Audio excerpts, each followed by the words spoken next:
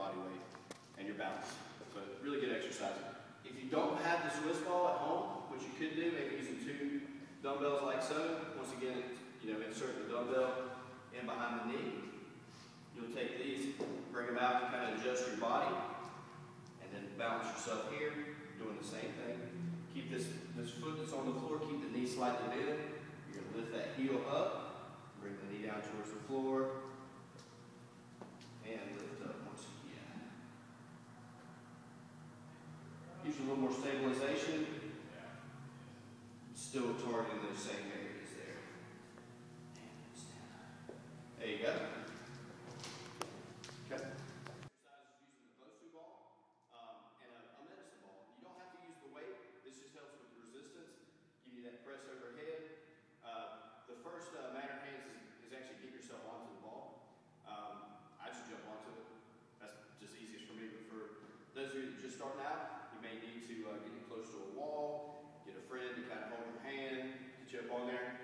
But there's nothing to it but to do it. So you get on, stabilize yourself, keep the ball in close to your core, your stomach, your elbows are bent at a 90 degree, and you're going to squat down.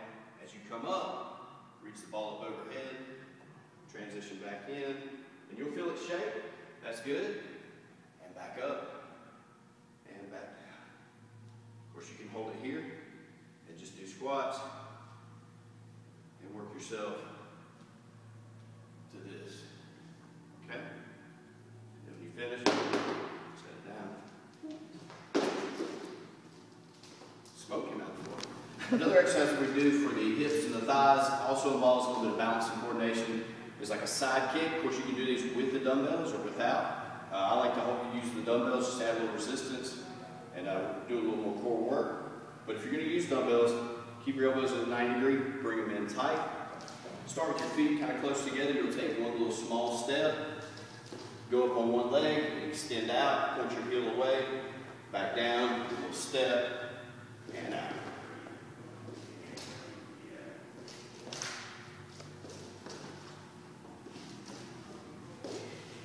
Alright? And then of course, if you go this way, transition going back the opposite direction, facing the same way. You get both sides. A lot of people would like to ask questions or want to know how to work the hamstrings, which is the back, most on the back of your legs, really neglected area. It's a weak area, most people, just because it's used for explosive movements. So what happens is they get really tight from not being used, creates a lot of lower back issues. So if we're not going to waste your time on a lot of these exercises that are, I guess what they call isolation moves, where you're just standing there maybe doing curls or leg curls, but we're going to show you things that are going to incorporate things that work, balance, coordination, core strength, so that you get more bang for your buck. It's just more functional that way. So this is a hamstring curl that you could do with a Swiss ball, okay, and a mat. You really don't need anything other than that. What you do is you're going to take the ball out towards your feet, lay on your back. You're going to prop your heels up on top of the ball. Then you place your hands by your side, lift your hips up, stabilize your core with your back and your stomach muscles, and you're just going to tuck. You're going to roll the ball towards your center, and then you push it back out. All the while, you keep your hips off the floor, and you'll feel that lock in the back of those legs there, and push it away.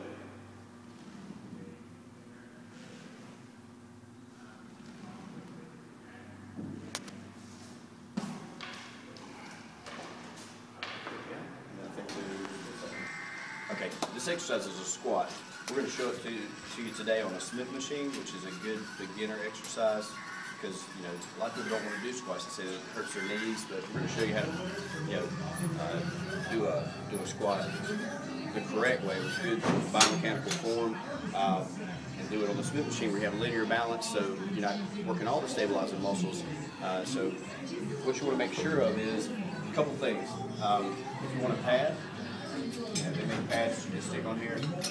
What you want to make sure of is that when you put this on your shoulders, you rest it on the back and not on the top of your neck or the back of your neck. You want to rest on the back of your shoulders. Walk your feet out to whatever suits you. So everybody's body type is a little bit different. Some people are taller than others. So the key is when you do your squats, when you come down, you're going to make sure that you got that 90-degree angle, okay? You get those knees coming out over your toes. So when you squat down, make sure those feet about shoulder width apart. Squat, come down. Your knees will make a 90-degree angle, push through your hips and your heels. Come down, drive through those heels.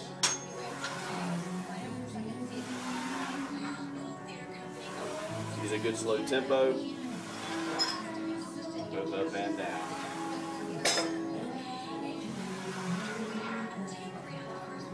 Great exercise for the hips and thighs, and a good beginner exercise to learn how to, do for women to learn the exercise, get the benefits from it without putting all the pressure on your knees. All right, by popular vote today, the guys decided they wanted us a couple back exercises. So once again, we're going to use the Smith machine. We're going to do what's called a back row. Most people know how to use a dumbbell and do a back row. We're going to show you how to use the Smith machine. Proper way to line up here. You're going to clear out this close leg here and bring it back so that gives your arm good range of motion and the ability to move. Place that opposite foot out in front just a little bit. Support your body weight with this hand on this side. You're going to reach down, grab that bar, and I just want you to pull up, bring that elbow up underneath your shoulder, reach all the way down, kind of drop that hip, and reach it back down.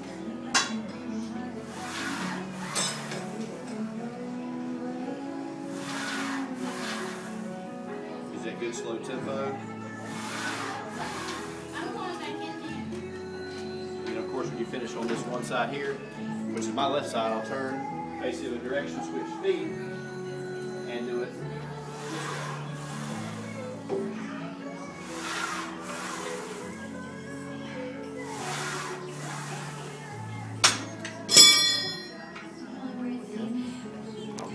this So that's a good back exercise called a row. Last exercise, we're going to use an existing piece of equipment. We're going to do a pull-up. So, a standard pull-up, you get the pull-up bar. I'm going to show you how you use the V-handle off of like a pull-down machine or a seated row machine.